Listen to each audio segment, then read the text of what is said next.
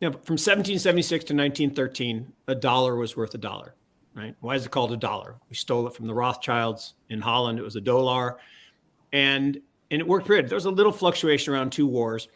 And it wasn't until the creation of the creature from Jekyll Island in 1913 that the dollar started its inexorable path to zero. And there have been 775 paper currencies in the history of the world. 3/4 of them no longer exist. The other 25% will disappear, and they are disappearing. And one of the things that I think is interesting, back to Michael's point about why doesn't somebody pick up the $1 trillion? It's like the old joke, right? There's a $20 bill. Guy's walking with the economist. He walks right by it. The economist says, or he says to the economist, why didn't you pick it up? He says, if there was a $20 bill there, someone would have already picked it up.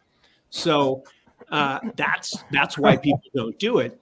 And to Anthony's question, why is this so important?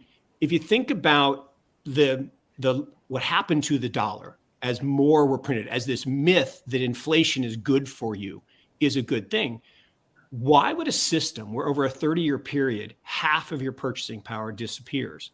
Why would that be good? I ask people all the time, what's the cheapest price you remember for gas? Michael, Mooch, what do you remember? Mine's 33 cents. I'm probably older than you. I'm going to say 27 cents. I'm probably older than you. And it was leaded. Okay, just give you a sense for how old I am. Exactly. But, okay, so I paid $4.99 for a gallon the other day versus 33 when I got my license.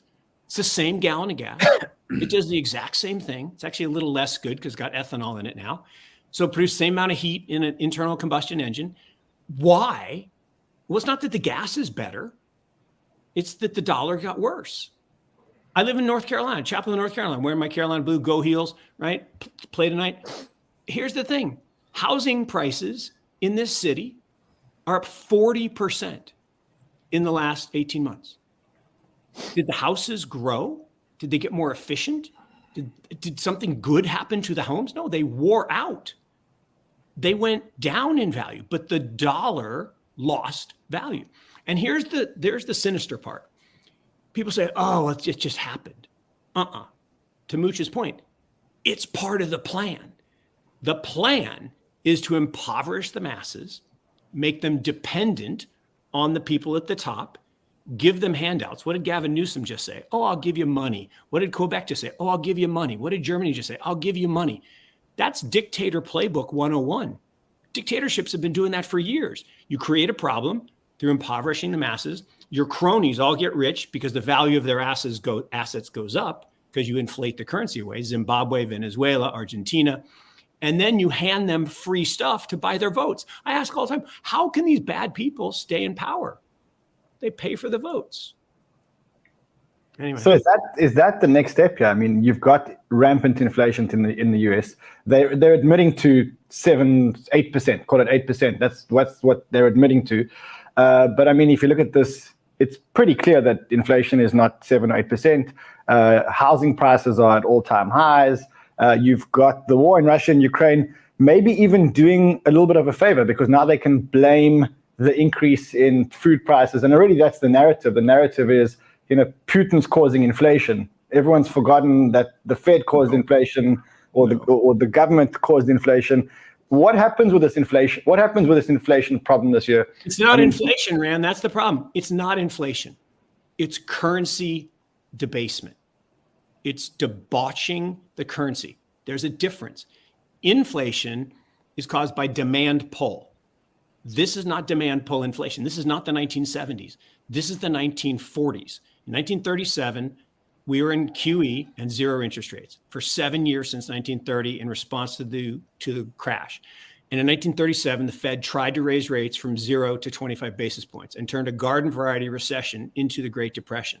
And for the next decade, until what they do? A war. Okay. And war is a solution for everything. So whenever there's economic problems, okay, if Russia's got economic problems, what do? They start dropping bombs in the desert. If we have economic problems, what do? We start dropping bombs in the desert. Afghanistan has been occupied for 100 years between the United States and America. I mean, between Russia and the United States, back and forth, back and forth. It's an economic remedy for the problems that are created by bad policy. And the bad policy, the bad monetary policy, is what's gotten us here. And this idea that the Fed can somehow stop that thing that you just showed, the 98% increase in commodity prices, by 25 basis points in interest rates, comical, absolutely comical. So what happens next? I mean, economists are predicting, or if you look at what the prediction chart is, 7.74 rate hikes for 2022, whatever that means in terms of the number. They're talking about 7.74 rate hikes. There won't be 3. Take the under, take the way under. And what happens? You better buy Bitcoin, because Bitcoin's going to go up a lot, because Bitcoin's not going to get better. 1 Bitcoin equals 1 Bitcoin forever and always. 1 Bitcoin equals 1 Bitcoin. It's not that Bitcoin gets better. It's that the currency we value it in gets worse. Bitcoin's never had a bear market in Argentina. It's never had a bear market in Turkey. It's never had a bear market in rubles. It had a bear market in dollars because people forgot how valuable it was. Today, the likelihood that the Fed and other central banks around the world are going to stop easing and stop doing QE, comical. There is no way out. When you get over indebted, whether you're a family, whether you're a government, you have 4 choices. You can pay it back. Okay? If we taxed the wealth of everyone in this country, we couldn't pay back the debt. Forget the income. If we taxed the wealth, we couldn't pay back the debt.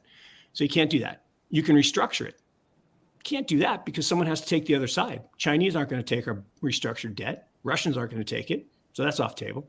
Third, you can default on it. No chance. Because there's no left, there's no right, there's no Democrats or Republicans. There's in and out. And when you're in, you do or say whatever it takes to stay in.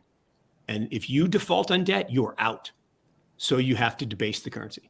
That is the only way out. And that's what every single one of them is going to do. And that means the price of real money, gold and Bitcoin, is going to go up.